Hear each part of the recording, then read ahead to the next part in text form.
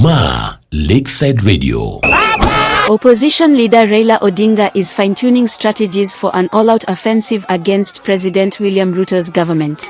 In a move likely to tilt the political landscape, the former Prime Minister is courting allies as he plans to counter the Kenya Kwanza administration from all corners.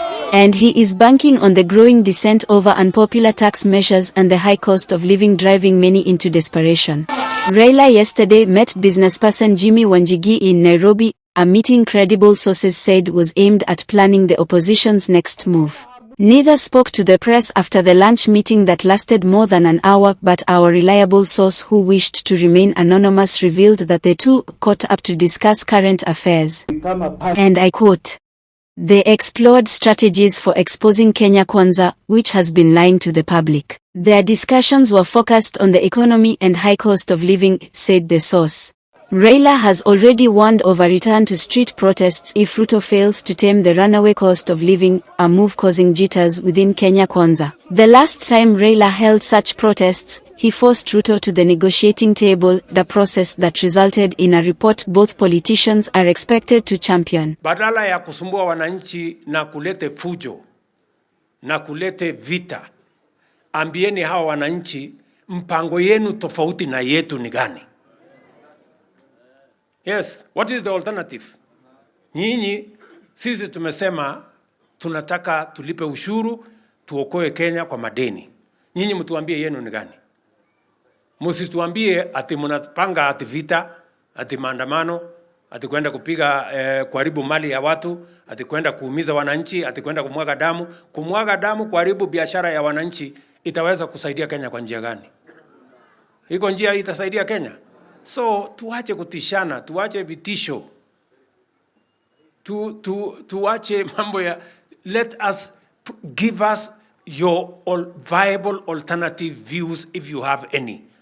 Lakini hii upinzani imeishiwa, haina mpango yoyote. Ati ile mpango wako naye ni ya vita na maandamano.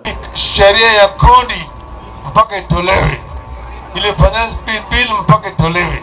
Asipotoa hiyo finance bill, tutarudi kwenye uwanja. Tutaambia Wakenya rudi uwanjani. Tufanye namna hiyo. Nataka tufanye namna hiyo.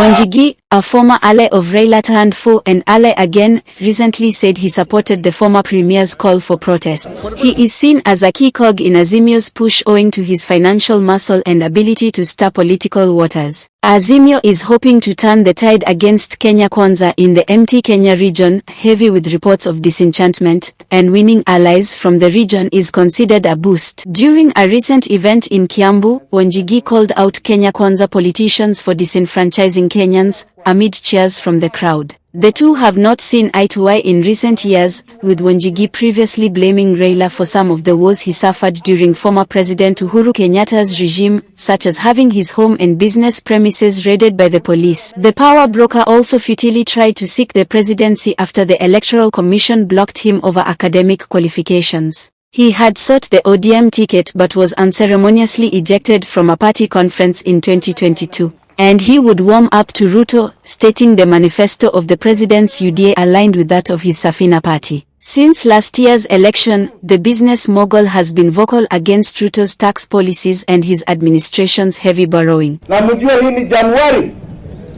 2024. Mumepatiwa the truth.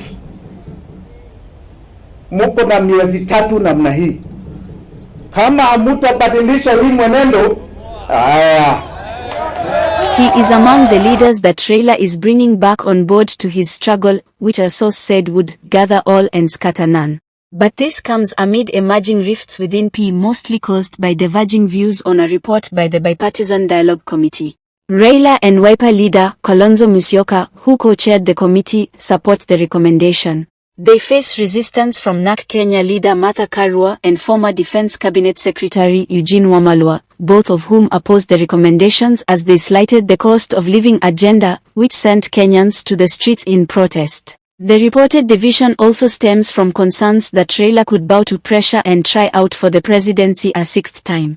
Kalonzo recently stated he would not support another candidate in the 2027 elections. But highly placed sources have consistently revealed that Raila would not be making another stab at the presidency and will instead support Kalonzo. Everybody in this country knows who William Ruto's challenger is. He has made it very clear himself. And now I'm just waiting for this endorsement by the party. The question of a running mate is still pending, with reports suggesting it has been reserved for the Western region. Lakeside Radio. For more and comprehensive updates, press the YouTube subscribe button above and enjoy. Remember to press the bell button for notifications whenever we post. Duond Oganda.